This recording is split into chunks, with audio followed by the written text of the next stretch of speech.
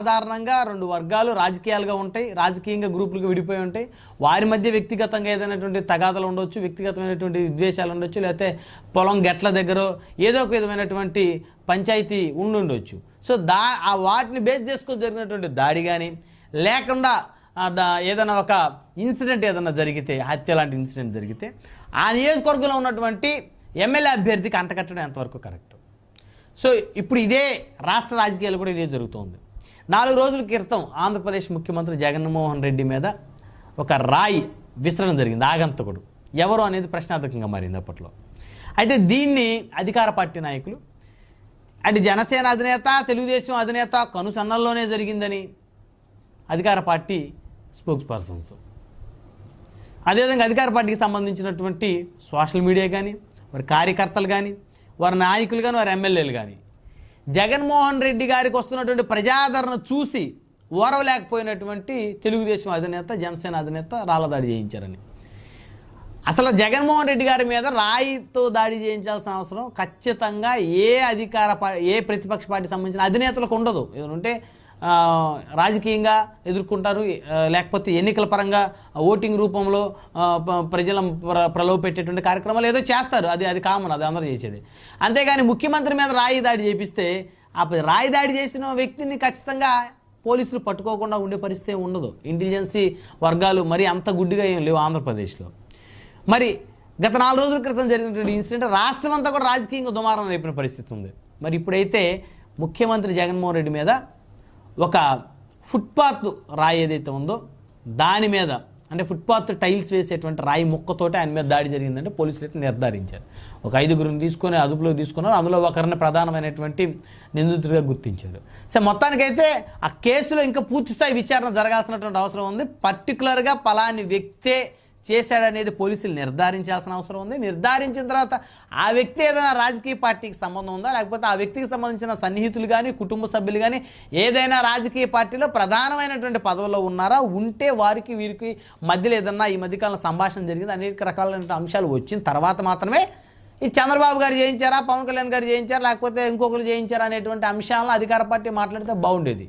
అంటే ఎన్నికలకి కొద్ది రోజుల ముందు ఎప్పుడు కూడా జగన్మోహన్ రెడ్డి గారి మీద ఎందుకు దాడులు, ఏదో ఒక విధమైన దాడులు, లేకపోతే వారి కుటుంబీకులు హత్యగా గావించడమో ఎందుకు జరుగుతూ ఉందంటూ జనసేన అధినేత కూడా ప్రశ్నించాడు. అంటే ఇవన్నీ కూడా అధికార పార్టీ కాస్త ఇబ్బందికర పరిస్థితులుగా మారినటువంటి పరిస్థితి ఉంది. మొత్తానికి కనుక చూస్తే క్లియర్ కట్గా ఇక్కడ ప్రతిపక్ష పార్టీల అధినేతలకు జగన్మోహన్ రెడ్డి గారి మీద దాడికి సంబంధం లేదు అనేదైతే స్పష్టంగా కనపడుతుంది అనేది రాజకీయ పరిశీలకుల యొక్క అంచనా.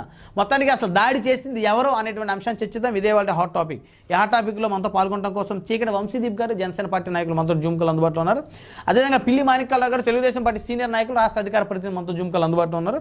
అదేవిధంగా సింగళూరు వెంకటేష్ గారు, రాజకీయ విశ్లేషకులు, సుప్రీంకోర్టు అడ్వకేట్ మనతో జూమ్కలు అందుబాటులో ఉన్నారు. అదేవిధంగా హనుమంత్ రెడ్డి గారు, వైఎస్ఆర్ కాంగ్రెస్ పార్టీ రాష్ట్ర కార్యదర్శి మనతోటి జూమ్కలు అందుబాటులో ఉన్నారు. రైట్, ముందుగా పిల్లి మాణిక్యాలరావు గారితో మాట్లాడదాం. తెలుగుదేశం పార్టీ సీనియర్ నాయకులు, రాష్ట్ర అధికార ప్రతినిధి. మాణిక్యాలరావు గారు, గుడ్ మార్నింగ్ అండి. Good morning sir. వినపడుతుందండి నా మాట? మొత్తానికి మాణిక్యాలరావు గారు తేలిపోయినట్టేగా, అంటే ప్రతిపక్ష పార్టీల అధినేతలకు జగన్మోహన్ రెడ్డి గారి మీద జరిగిన రాయి దాడికి సంబంధం లేదని తేలిపోయినట్టేనా?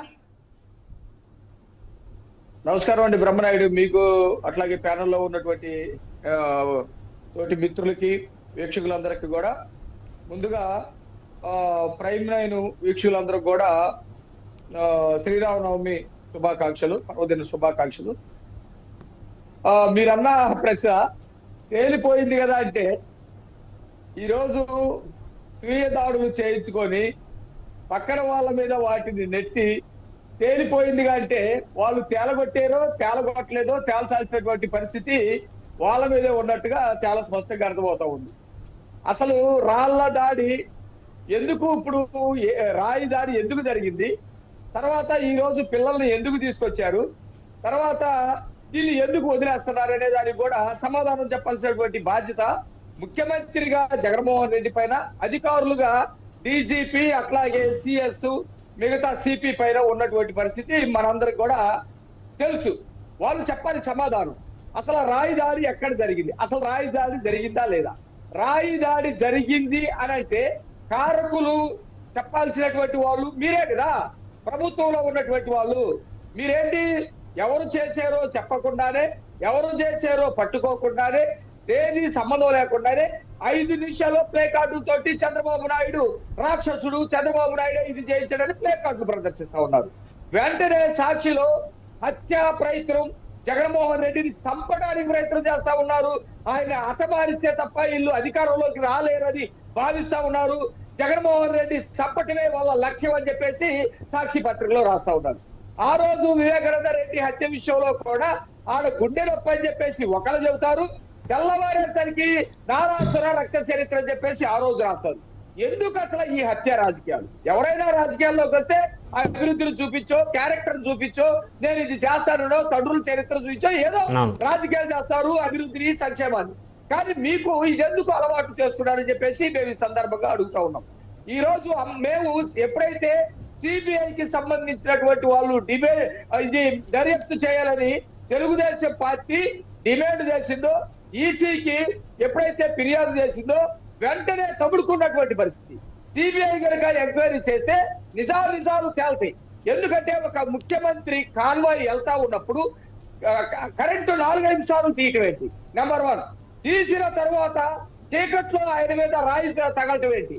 ఆ రాయి తగిలేటప్పుడు ఒక రాయి ఒక మనిషికి తగిలి, ఆ పక్కన ఉన్న మనిషికి తగిలి, అదే రాయి జగన్మోహన్ రెడ్డి కాలుకి తగలటం ఏంటి? అంటే ఒక రాయి ఒక బంతిలాగా ఎగిరి 3 చోట్ల గాయం చేయటం. ఆ గాయం అయినప్పుడు కూడా కిందకి దిగి వెంటనే అక్కడ ప్రథమ చికిత్స చేయకుండా, అక్కడ అంబులెన్స్ లేకుండా ఏదో హాస్పిటల్ తీసుకెళ్లి ఆపరేషన్ థియేటర్ లో బెంగళూరు నుంచి హార్ట్ తీసుకొస్తా ఉన్నారు. రోడ్లన్నీ కూడా మొత్తం క్లియర్ చేయండి, అది ఫ్లైట్ లో వచ్చింది, తర్వాత రోడ్ మీద వస్తుంది అన్నట్టు ఒక పెద్ద బృందం తోటి డ్రామా ఆడటమేంటి? వీటన్నిటి మీద పలు అనుమానాలు ఉన్నాయి. ఆ తర్వాత సిపి మాట్లాడినట్లు చాలా అనుమానాలు ఉన్నాయి. ఏమంటే రాయి ఎక్కడి నుంచి అయితే వచ్చిందో మేము అక్కడ ఎంక్వైరీ చేయాలి, కొన్ని రాళ్ళు తీసుకొచ్చి పరిశీలిస్తా ఉన్నామని చెప్పేసి విచిత్రమైనటువంటి వాదన తీసుకొచ్చారు. కొన్ని రాళ్ళు పరిశీలించడం అంటే ఎక్కడ పరిశీలిస్తావు? రోడ్డు మీద లేకపోతే బిల్డింగ్ మీద? అక్కడ రాయి ఎక్కడైతే తగిలిన చోట కింద పడింది. చాలా సర్వసాధారణం. ఆ కాన్వాయ్ మీద పడి ఉండొచ్చు, లేకపోతే జగన్మోహన్ రెడ్డి గారి బస్సు మీద పడి ఉండొచ్చు. ఆ రాయిని జగన్మోహన్ రెడ్డి గారు ఇచ్చి, అయ్యా ఇదిగో ఈ రాయి అని చెబితే ఈ రాయి ఎక్కడది, ఎక్కడన్నా తోలేరా, ఎక్కడన్నా గుట్టల్లో తెచ్చారని చెప్పేసి ఎంక్వైరీ చేయడానికి అవకాశం ఉంటుంది. అసలు దొరికేటువంటి పరిస్థితి లేదు. 2 లక్షల రూపాయలు మేము కేటాయిస్తా ఉన్నామని చెప్పేసి చెప్పినటువంటి వాళ్ళు 10 గంటలు తిరగడానికే ఆల్రెడీ దొరికేసిపోయారు పిల్లలు అని చెప్పేసి ఈ రోజు అమాయకులు. ఆ రోజు కోడి కత్తి జరిగినప్పుడు కూడా ఎవరో ఒక అమాయకుడిని తీసుకెళ్లి లోపల పడేసి అతను బయటకు వస్తే కోడి కత్తి ఎవరు తెచ్చారు, ఎవరు స్టెర్లింగ్ చేశారు, ఎవరు దాన్ని అక్కడ పెట్టారు, ఇవన్నీ కూడా తేల్చేయాలి. ఇప్పటి వరకు అతను మొన్న వచ్చాడు బయటికి. 5 సంవత్సరాల పాటు లోపలించినటువంటి పరిస్థితి. ఎందుకంటున్నా జగన్మోహన్ రెడ్డి మాటలు ఎంత తీయగా చెబుతాడు. చంద్రబాబు నాయుడు గారిని ఈయన నిలదీయటం వల్ల ఆయన కక్ష కట్టి నన్ను జగన్మోహన్ రెడ్డి నిలదీస్తున్నాడు, అందుకని అంతమొందించాలని చంద్రబాబు నాయుడు పగబట్టి ఈయన మీద దాడి చేయించట. ఒక ముఖ్యమంత్రి అని చెబుతాడండి. దర్యాప్తు సంస్థలు ఏమైంది? రాష్ట్రంలో పోలీసు శాఖ ఏమైంది? పోలీసు బాసులు ఏమయ్యా? వీళ్ళందరూ చెప్పకుండానే ముఖ్యమంత్రి చెప్పేస్తారా? మరి అదే పద్ధతిలో చంద్రబాబు నాయుడు గారి మీద రాళ్ల దాడి జరిగినప్పుడు ఆ రోజు మేము మాట్లాడక ముందే డీజీపీ వచ్చి మాట్లాడాడు. ఇది ఎవరో వేశారు, వాళ్ళకి ప్రెస్ చేసి వచ్చింది, అట్లా చేయటం సర్వసాధారణమైనటువంటి విషయం. ఎవరైనా ఏదైనా నిరసన చేయవచ్చు, ఆ నిరసన రకరకాలుగా ఉండొచ్చు అని చెప్పాడు కదా. ఈ రోజు డీజీపీ వచ్చి ఆ మాటనే చెప్పమనండి. ఎవరికో బీపీ వచ్చింది అందుకని ఎవరో వేసారో, లేకపోతే చంద్రబాబు నాయుడుకి సంబంధించినటువంటి మనుషులు నారాసుర రక్త చరిత్ర రాసినట్టుగా ఆయన చేతిలో గొడ్లు పెట్టినట్టుగా ఇదిగో వీడు దొరికాడని చెప్పొచ్చు కదా. ఇదంతా కూడా అధికారులు జగన్మోహన్ రెడ్డి ఇచ్చినటువంటి డైరెక్షన్ లో చేయించినటువంటి పని. దీంట్లో ఎటువంటి అనుమానం లేదు. ఖచ్చితంగా సిబిఐ తోటి ఎంక్వైరీ చేయాలి. అయితే మీరు అడిగిన ప్రశ్న ఉంటుంది, అయితే ఈ లోపే దీన్ని ఎలక్షన్ దాకా సాగదీయాలి. మీరు చూసారా ఆయనకి ఇక్కడ చిన్న ఇట్లా గీసుకుంది.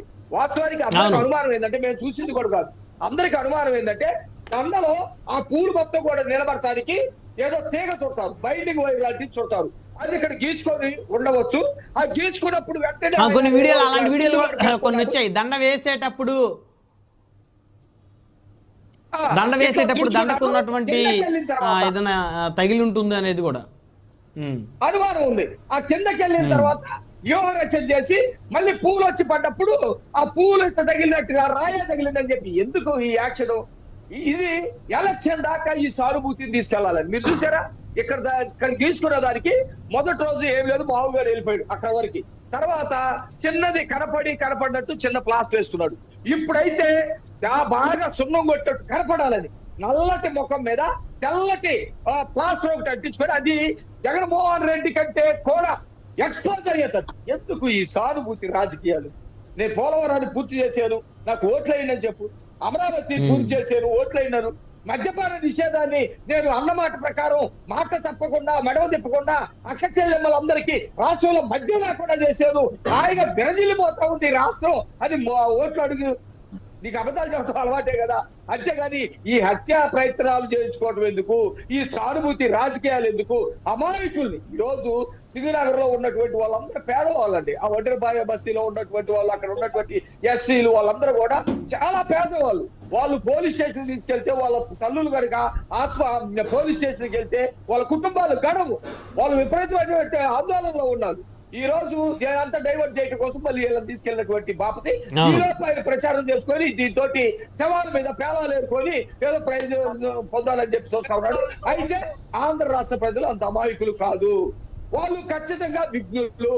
గతంలో అంటే రాజశేఖర రెడ్డి గారు చనిపోయి ఉన్నాడు, ఆ తర్వాత వివేకానంద రెడ్డి గారిని క్రూరంగా చంపి ఆ క్రూరాత్మాన్ని మొత్తాన్ని కూడా చంద్రబాబు నాయుడు గారికి ఆపాదించి ఎన్నికలు ప్రతిసారి అట్టాగే నమ్ముతారా? ప్రచారం అట్టాగే నమ్ముతారా? కాబట్టి ఆంధ్రప్రదేశ్ ప్రజలు విఘ్నులు. ఈ రాష్ట్రం అభివృద్ధి చెందాలంటే, ఈ రాష్ట్రం సస్యశ్యామలంగా ఉండాలంటే ఇలాంటి హత్యా రాజకీయాలు, ఇలాంటి కుట్రలకి